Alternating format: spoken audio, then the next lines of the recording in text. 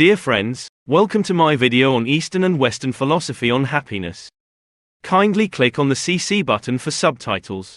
Let's start with Western philosophy, shall we? The Greek bigwig, Aristotle, is usually the go-to guy here.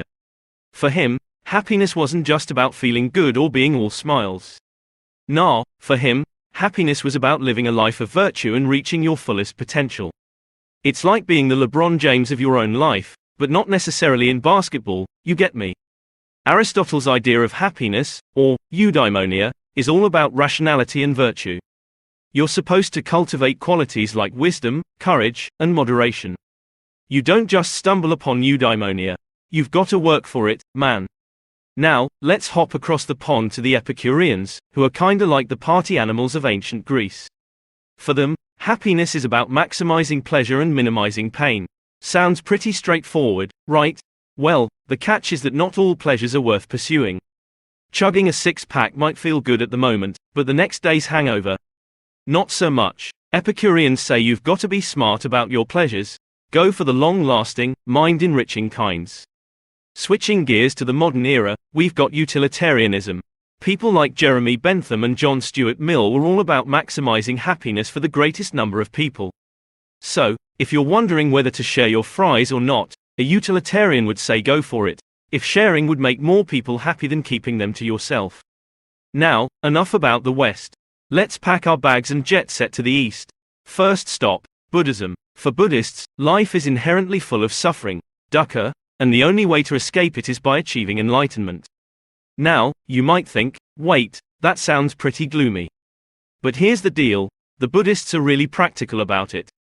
They give you an eightfold path, kind of like a roadmap to happiness, which involves right understanding, right intention, and so on. The ultimate goal is to reach nirvana, where all suffering is extinguished. It's like the Epicureans' idea of minimizing pain, but on steroids. Confucianism, another big player in Eastern philosophy, sees happiness as something that comes from a harmonious society. So, you've got to be virtuous, but you also have to respect social roles and family. It's not just about your own journey but how you fit into the larger puzzle. Imagine a society where everyone knows their role, respects each other, and lives according to ethical principles. In that kind of society, happiness isn't just a personal achievement, it's a community score.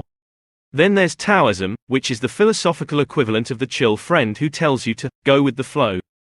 In Taoism, happiness comes from living in harmony with the Tao, which is like the fundamental nature of the universe. Don't force things, don't strive too hard, let life unfold naturally. Think of it as the opposite of that hyper-competitive, hustle culture we often see in the West. So, to wrap things up, in the Western corner, we've got to focus on individual virtues, rationality, and sometimes, collective well-being. It's like being the star player in a soccer match. You train hard, you play your best, and sometimes you pass the ball because the team's win is your win. In the Eastern corner, the approach is often more holistic. It's not just about you, but how you fit into the grand tapestry of life, society, and even the universe. It's more like being part of an orchestra. Your happiness comes from both mastering your own instrument and being in harmony with the others. The cool thing is, no matter where you look, East or West, ancient or modern, everyone's trying to crack the same nut: how to be happy. And while the methods might vary, the end game is the same: living a fulfilling life. Whether you're an Aristotle fan or a Taoism enthusiast, there's something to learn from each. So why not mix and match and find your own recipe for happiness? After all, when it comes to the big questions in life, there's more than one way to slice the pizza.